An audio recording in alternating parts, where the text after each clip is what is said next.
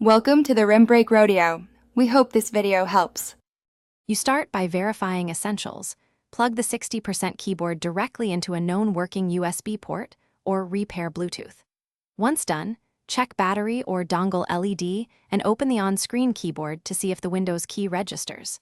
If a function or gaming mode exists, turn it off now because many 60% boards lock modifiers. Make sure any third-party remapping tools are closed, since they often intercept the key before Windows can. You should next update both firmware and drivers. Use the vendor updater or reflash QMK/VIA if your board supports it, because firmware fixes scan code issues. Then open Device Manager, uninstall the keyboard and human interface devices, reboot, and let Windows reinstall drivers. Also inspect Windows settings, keyboard shortcuts, ease of access toggles, and group policy for disabled Windows key. If needed, search the registry for scan code map entries that remap or disable the key and remove them carefully. You finish by isolating where the failure lives, boot into safe mode or a Linux Live USB.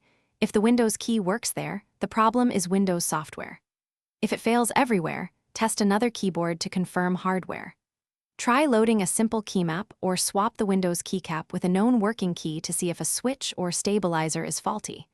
If nothing fixes it, you either reflash a different layout, use an external macro as a workaround, or pursue RMA.